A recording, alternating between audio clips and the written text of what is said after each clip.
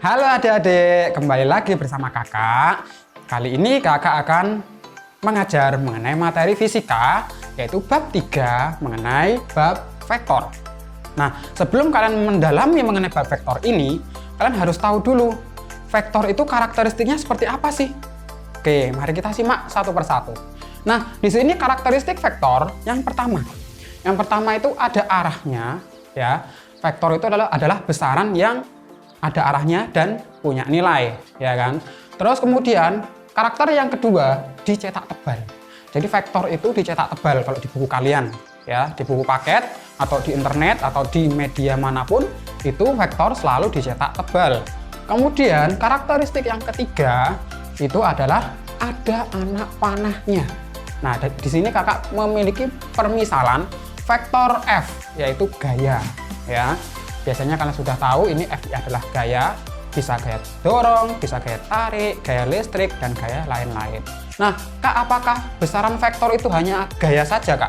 Tidak, ya. Besaran vektor itu ada apa aja? Kecepatan, ya. Terus kemudian di sini ada gaya. Terus yang ketiga ada percepatan, ya kan? Banyak lainnya. Seperti momentum itu juga termasuk dari besaran vektor. Nah, di sini kakak misalkan memiliki vektor F atau gaya. Karena vektor itu memiliki arah, maka harus digambarkan dengan arah. Nah, seperti ini. Misalkan dia arahnya ke timur laut. Ya, arahnya ke timur laut F. Jangan lupa ditebal, terus kemudian dikasih panah di atasnya. Itu adalah karakteristik dari vektor itu sendiri. Nah, ini adalah besar vektor F. Nah, bagaimana Kak kalau misalkan negatif F? Kalau negatif F, arahnya sama seperti ini, namun yang membedakan adalah letak panahnya, ya, letak ujungnya atau kepalanya si panah ini. Itu yang berbeda. Jadi di sini di vektor itu ada ujung, ada pangkal, seperti itu, ya. Ada kepala, ada ekor. Sehingga di sini untuk vektor F itu misalkan vektor F-nya ke arah timur laut, berarti ke atas. Ya, kemudian kalau misalkan negatif F itu arahnya sama seperti ini, namun letak atau posisi dari kepalanya itu berbeda, ada di bawah. Oke, adik-adik bisa dipahami ya untuk vektor.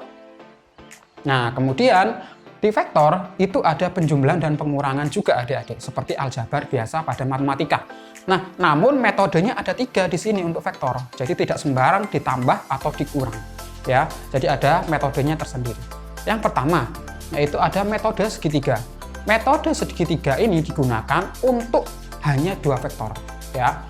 Jadi kalau ada 2 vektor, misalkan di sini kakak punya vektor P, arahnya seperti ini, ya, ke arah timur laut.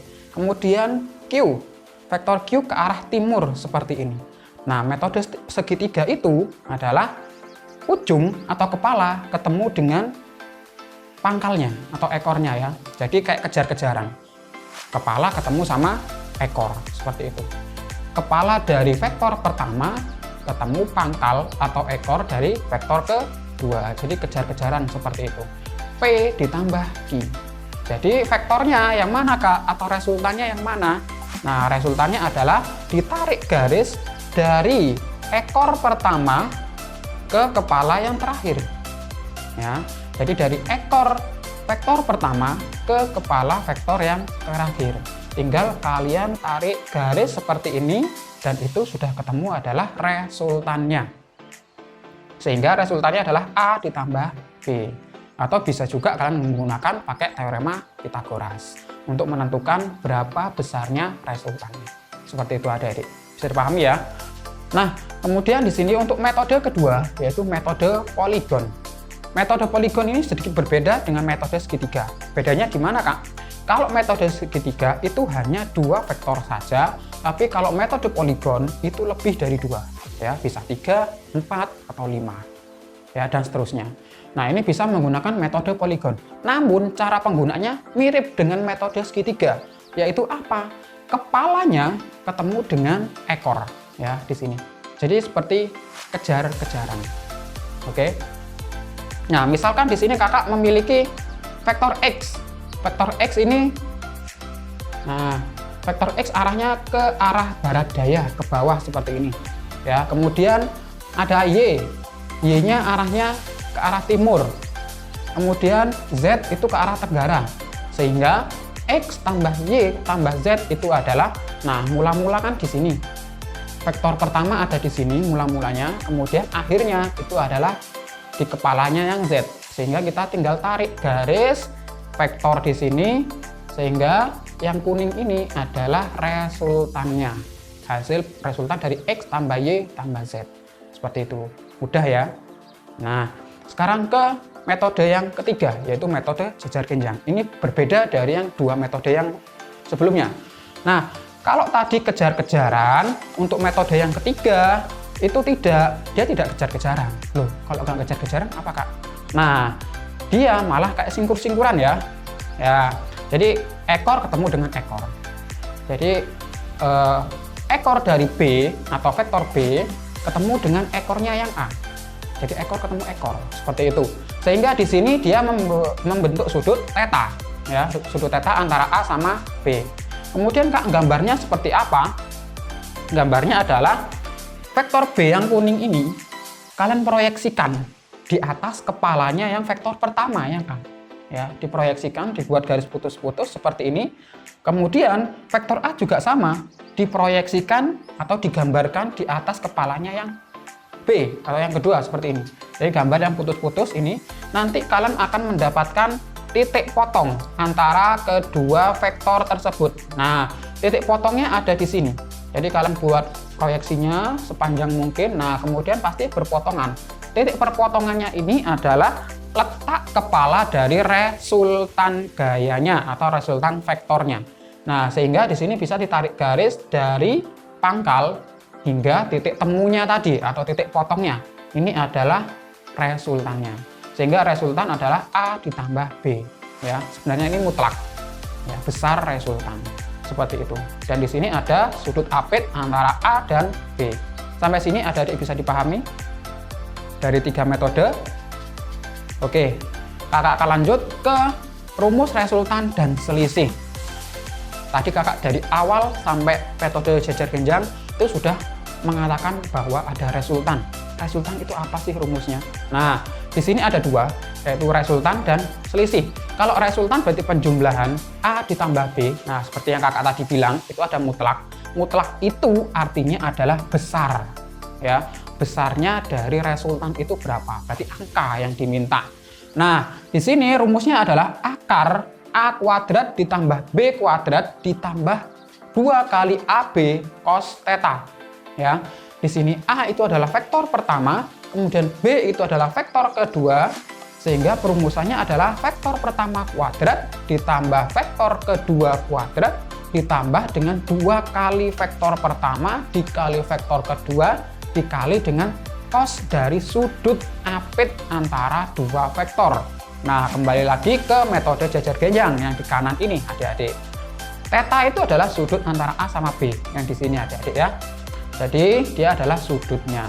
Sehingga di bab vektor ini kalian harus hafal trigonometri matematika tentunya, adik-adik ya. Seperti sin, cos, dan tangen itu harus hafal. Nah, kemudian untuk yang kedua mengenai perumusan selisih. Nah, bedanya apa? Kalau penjumlahan atau resultan itu plus ya. Kalau selisih ya berarti pengurangan A dikurang B. Nah, lagi-lagi yang dicari adalah nilainya atau besar angkanya itu berapa. Sehingga di sini ada tanda mutlak. Rumusnya sama, Kak. Sama ya, sedikit mirip. Cuma yang membedakan adalah tanda minusnya di sini. Minus 2 kali AB cos theta. Jadi mirip antara rumus resultan dengan rumus selisih. Yang membedakan hanya tanda plus sama negatifnya di sini. Itu diingat-ingat ya, adik-adik. Harus dihafal. Nah, Kak, bagaimana kalau tidak hafal? Kalau tidak hafal, berarti kalian harus mencoba latihan soal sebanyak mungkin. Ya. Nah, kemudian di sini besar kemungkinan resultannya itu berapa sih, Kak? Misal di sini Kakak punya vektor A. Vektor A itu misalkan 3 satuan. Ya, 3 satuan. Kemudian vektor B Kakak memiliki 4 satuan. 4 satuan. Nah, kemungkinan resultannya itu berapa sih, Kak?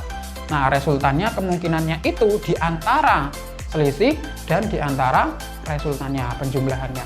Kalau di sini 3 dikurang 4 berarti 3 min 4 ya. Terus kemudian di sini R, terus kemudian 3 ditambah 4. 3 tambah 4. Loh Kak, ini kan 3 dikurangi 4 kan negatif. Ingat, tanda mutlak itu selalu positif. Sehingga nilai dari resultan, kakak tulis di bawah ini ya. Resultannya itu antara 1 hingga berapa? 3 tambah 7 yaitu 3 tambah 4 yaitu 7 ya. Nah, sehingga resultannya adalah antara nilai 1 sampai 7. Berarti dia nggak mungkin nilainya 8. Nah, mungkin di option nanti berapakah kemungkinan resultan dari vektor 3 sama 4? Jadi resultannya bisa 1, bisa 3, bisa 5, bisa 6, bisa sampai 7. Tapi kalau di luar ini dia tidak mungkin. Jadi yang di luar ini itu yang dipilih ya, yang misalkan kecuali begitu. Oke, sampai di sini ada yang kurang paham? Nah, kakak review lagi ya dari awal. Vektor itu disimbolkan dengan ini ya, dengan cetak tebal, kemudian ada panahnya, ini jangan lupa. Kemudian kalau negatif itu berarti arahnya berbeda. Kalau dia ke atas berarti negatif, itu ke bawah. Gitu ya. Nah, kemudian untuk penjumlahan dan pengurangan itu ada 3 metode. Biasanya di sekolah itu hanya metode poligon dan metode jajar genjang saja yang digunakan. Nah, untuk metode poligon itu kejar-kejaran, mirip dengan metode segitiga ya. Jadi kepala ketemu dengan pangkal atau ekor seperti ini. Jadi kejar-kejaran. X tambah Y tambah Z. Jadi dia kejaran, X ngejar Y ngejar Z. Seperti itu. Sehingga titik awalnya di sini adalah di ekornya X, titik akhirnya ada di kepalanya yang Z. Sehingga letak resultannya atau gambar resultannya itu dari ujung atau dari ini ya, ekornya, ujungnya ini sampai ke kepalanya si Z. Begitu, itu resultannya. R sama dengan X tambah Y tambah Z. Seperti itu. Kemudian untuk metode jajar. Sekarang untuk metode yang ketiga, yaitu metode jajar genjang. Nah, metode jajar genjang ini sedikit berbeda dari dua metode yang lain ya. Metode segitiga sama metode poligon. Itu sedikit berbeda. Bedanya di mana? Yang sudah saya kakak jelaskan tadi di awal, yaitu pangkal ketemu pangkal atau ekor ketemu ekor. Nah, begitu. Nah, sehingga di sini kalian proyeksikan ya masing-masing seperti tadi kakak jelaskan. Kemudian titik temunya ini adalah sebagai kepala dari resultannya. Seperti itu. Nah, ini adalah 3 metode penjumlahan dan pengurangan vektor. Nah, untuk menentukan besarnya si resultan itu bisa menggunakan rumus seperti ini. Yang pertama, yaitu akar dari A kuadrat ditambah B kuadrat ditambah 2 kali AB cos theta. Seperti itu. Itu untuk rumus dari resultan. Kalau selisih, rumusnya mirip, yang membedakan hanya adalah tanda negatif di sini. Di depannya 2AB. Oke ya. Nah, kemungkinan besar resultan itu antara pengurangan dan penjumlahannya. Jadi kalau di sini tadi sudah kakak jelaskan, ada 3 dan 4 satuan. Berarti kemungkinan nilainya antara 1 sampai 7. Jadi tidak mungkin di luarnya 1 atau di luarnya 7 itu tidak mungkin. Nah, cukup sekian video kakak untuk mengenai vektor part pertama. Nah, nantikan video kakak selanjutnya di vektor yang bab kedua atau part 2. Oke, see you adik-adik.